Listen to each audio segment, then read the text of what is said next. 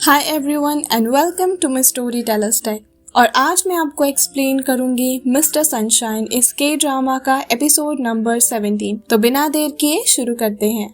Episode 16 में हमने देखा था कि क्वीन गो एशियन के लिए गोसांगू के घर पैलिंक्वीन भिजवाती है और एशियन उसमें बैठकर क्वीन से मिलने चली जाती है। पैलेस में पहुंचते ही वो यूजिन से टकरा जाती है। उनके बीच कुछ इमोशनल मोमेंट्स होते हैं। अब देखेंगे हम आगे। एपिसोड की शुरुआत होती है एक सोलर एक्लिप्स के सीन के साथ, जो सिंबल है पॉलिटिकल अनसर्टेनिटी और अंधेरा छाने का।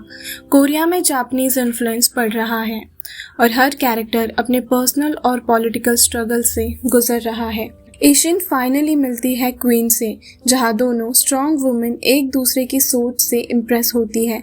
एशियन बताती है कि उसने इंग्लिश यूजिन के लिए सीखी।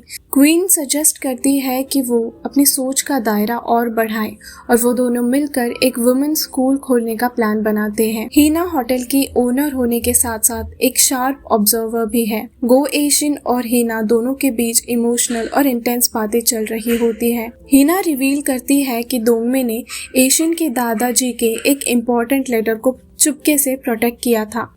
एशियन भी एक्सेप्ट करती है कि यूजिन से मिलकर वो इमोशनल हो गई थी और वो कहती है, मेरा दिल भर आया था लेकिन मैं रोई नहीं।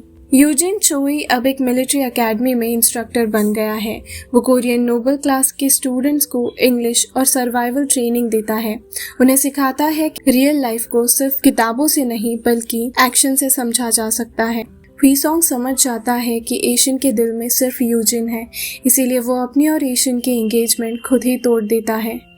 उनके बीच एक मैच्योर और इमोशनल सीन होता है, जहां पास्ट के बंधन छूट जाते हैं और फ्यूचर के लिए रास्ते अलग हो जाते हैं। दोंगमे पर अचानक एक अटैक होता है। एक सोल्जर जो कि राइटिस आर्मी का एक मेंबर होता है, जिसे उसने पहले जिंदा छोड़ दिया था, वो बदला लेता है और दोंगमे को पीठ से गोली मार देता है। ह्वीसोंग उसकी जान बचाता है। दोंगमे बेहाल है लेकिन जिंदा है। जापानीज सोल्जर एशियन का घर इन्वेड कर लेते हैं। उस पर जासूसी का इल्जाम लगाकर अरेस्ट करने की वो धमकी देते हैं, लेकिन एशियन डट कर डिमांड करती है कि अगर इन्वेस्टिगेशन होगी तो कोरियन पुलिस करे, जापानीज नहीं। ये एपिसोड एक टर्निंग पॉइंट है।